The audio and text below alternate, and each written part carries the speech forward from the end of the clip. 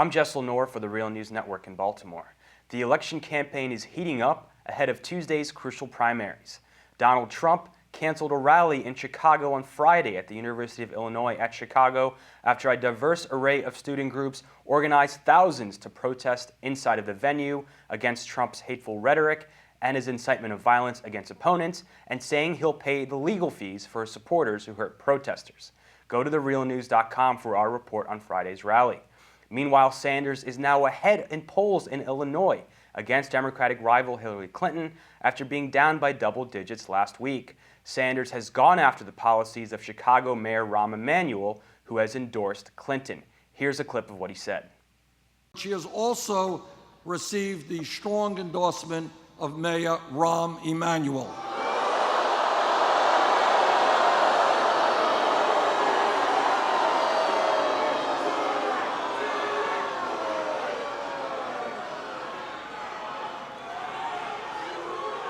So let me say,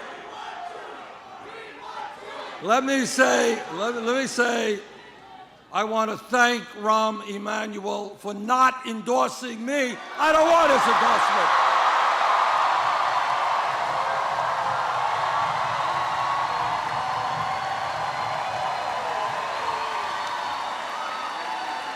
I don't want the endorsement of a mayor who is shutting down school after school and firing teachers. Well, now joining us to discuss this is Kari Lydersen. She's a longtime journalist and author. Her most recent book is Mayor 1%, Rahm Emanuel on the Rise of Chicago's 99%.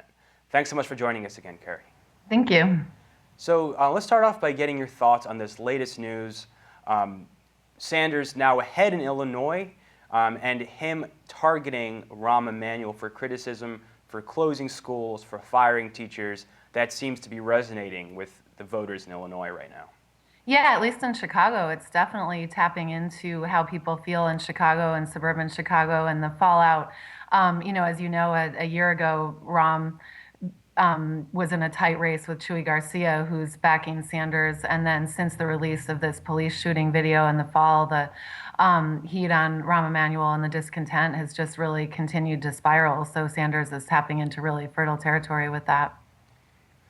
And, the latest news is that Clinton is not going to meet with Emanuel during her campaigning in Chicago. And, what you referred to, as the last time we had you on, Chuy Garcia forced Emanuel into a historic runoff in Chicago, and he ran on a progressive platform which parallels Sanders' platform in a lot of ways. But he lost last year, and now Sanders is up in across Illinois. What's changed? Talk a little bit more about what has changed over the last year. I was reading in the polls, the majority of Illinois voters want more progressive policies than we've seen under President Obama. Yeah, and the thing that drove, so last year when Chuy Garcia forced Rahm into that runoff and then actually performed really well in the runoff, nothing big necessarily changed between the primary and the runoff last year in terms of what voters wanted. Voters in Chicago, in the Chicago area, I think have made it pretty clear that they're in favor of this more progressive platform and opposed to the privatization of schools and of services and a lot of the things that Rahm stands for. A lot of what's really happened both between those two elections last year and then escalating in the last few months has to do with race and the debate on policing all over the country. So last year, there's some really interesting dynamics going on. Black voters have been really unhappy with Rahm for a while, but he did manage to win over a good segment of the black vote between the primary and the runoff last year. And Chuy Garcia has, struggled a bit with black voters, or at least he did last year during the campaign. He didn't get as much black support as he needed. So now, but people probably know last fall, this historic video was released by the city of Chicago. They were forced to release it, showing a really brutal gunning down of Laquan McDonald, and then that and the way that Rahm handled it has just been a total firestorm, and more videos that have come out since, and Rahm has just been completely under fire from the black community, and I'm sure lost any of that support that he had managed to cobble together last spring before the runoff. So, that's a big change from this time last year, and that's something that Sanders is really tapping into. That probably even more than the policies. But then I think Sanders is in line with Chicago voters and, with the voters who back Chewy on things like trade and labor and schools and a host of other issues too.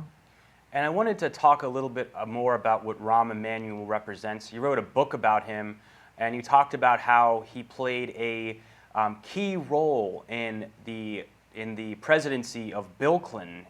He served as senior advisor to the president for policy and strategy, and he helped push through things like NAFTA, so-called free trade deals, which really has been a big issue that has turned on voters to support Sanders, and actually even Trump, on the Republican side.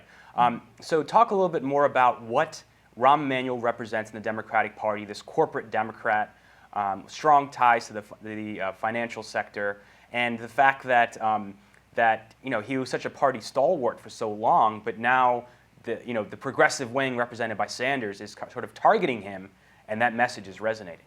Mm-hmm.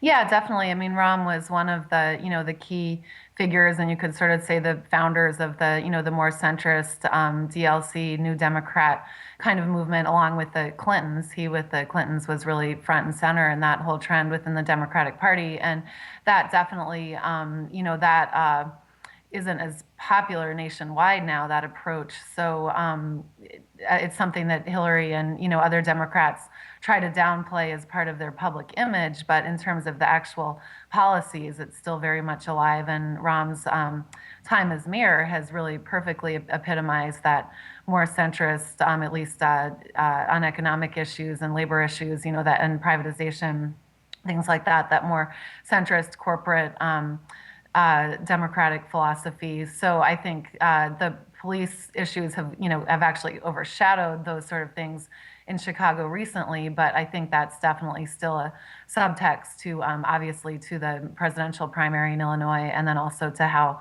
Rahm figures into it. And with NAFTA is one of the policies. I mean, as an advisor to Bill Clinton, you don't know exactly what Rahm's role was in different policies, but NAFTA is one thing that he's really actively taken credit for and even continued to in more recent times.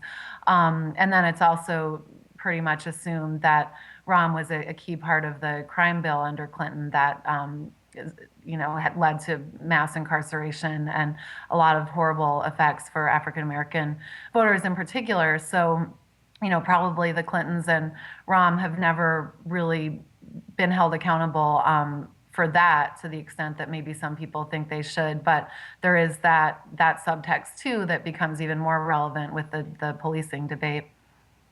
Well, Kari Lydersen, thanks so much for joining us. Mm-hmm.